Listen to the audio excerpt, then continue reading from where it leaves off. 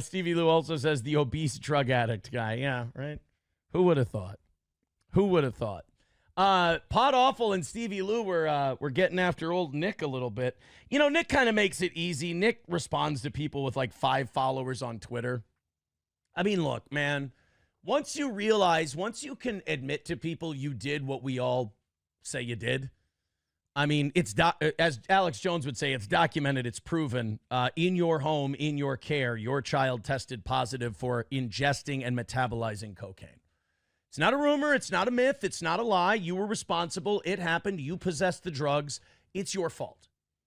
You can come back from that, but the clock starts on coming back from that once you admit it. So he was making fun of Worski during this whole Ethan Ralph thing, which didn't age very well.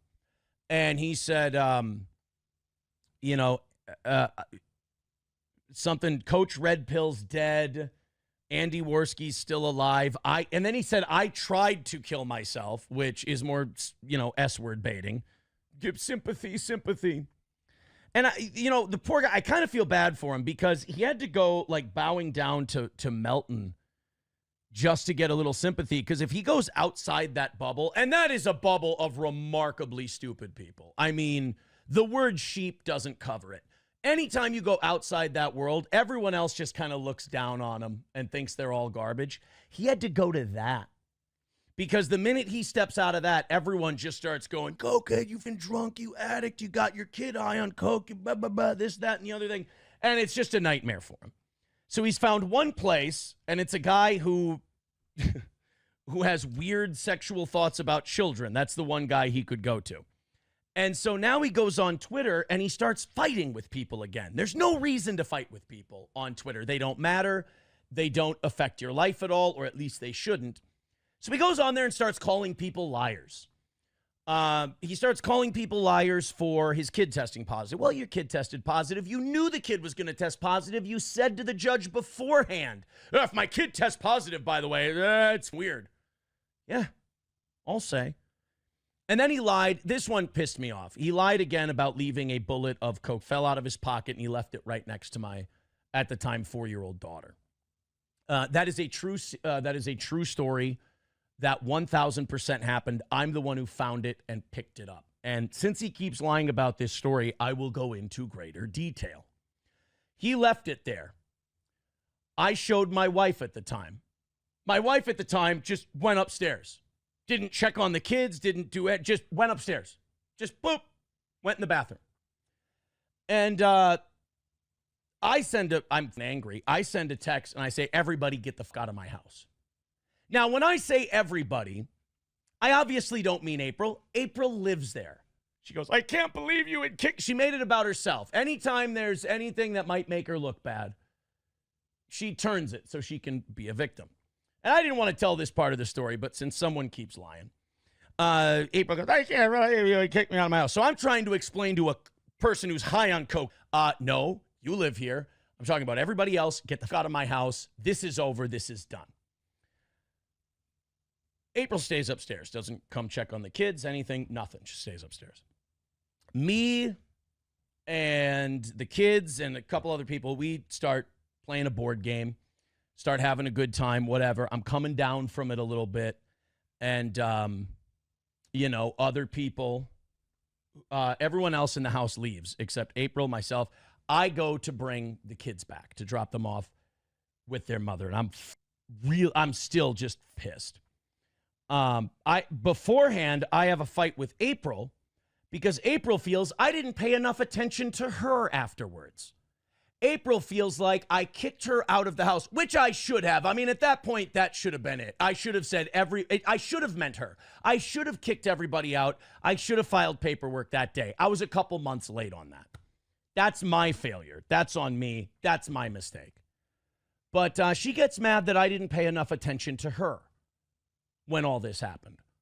When it comes to something like that, being left around my kids and that happening to my children, maybe because she's not a parent and she doesn't have her own kids, she doesn't understand this. You get tunnel vision. You get tunnel vision. You go, I'm pissed. This is only about my kids and I now. And so April and I have a fight about that.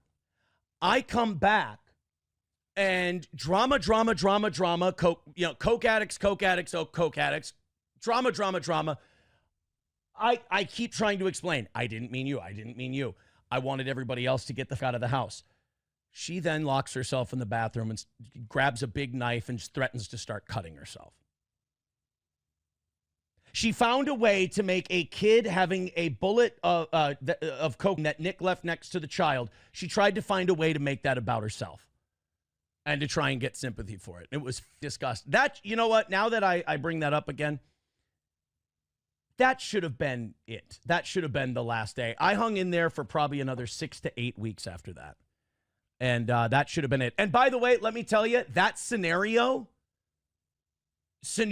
like that, when people are all addicted to coke and you're not, that scenario played out a lot. That wasn't the last time some shit like that. It was always drama. I've told you that before. Every day, drama. Somebody's drama. And it all centered around the people who are getting high are never doing anything wrong. And how dare anyone say they're doing anything wrong? Oh my God. Was it a nightmare? So him lying about that, I was just like, all right, enough. Plus, you got to remember, he's got, 5 years of probation coming up? He let that out. No drugs, no alcohol. Bro, if you're not honest with yourself, you're going to relapse, and you're going to have big problems, and you're going to go to prison. That's just it. So lie to me. Lie to the world. Lie to the internet. I don't care. You lie to yourself, kiss it all goodbye if you haven't already. So that happens, and then Jesse P.S., as Nick is ranting about Ralph and Worski and all this stuff, Jesse P.S. tweets, who did more coke in the last year, Worski or your daughter? I had to retweet that one. That was fucking brutal.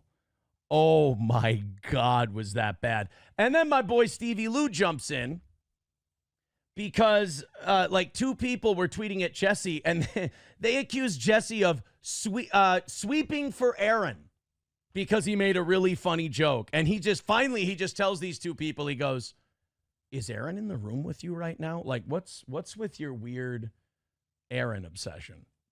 Like, a lot of people have this, like this Moody's Toilet Guy and others. They just have a weird Aaron obsession where no matter what anyone else says, it's got to come back to Aaron somehow. I mean, I'm honored, but at the same time, you're gay. Just thought you should know so you could talk to your parents about it. Miss Tay says Jesse sweeps for no one. That's the other thing. Jesse P.S. never, ever sweeps for anybody. Jesse P.S. is on Jesse P.S.'s side. Jesse P.S. doesn't. If you accuse Jesse, if you say he's taking someone else's side, he'll purposely start taking the opposite side just to prove that you're an asshole. So I don't think Jesse P.S. even owns a broom, to be honest with you. There's no sweeping with old Jesse.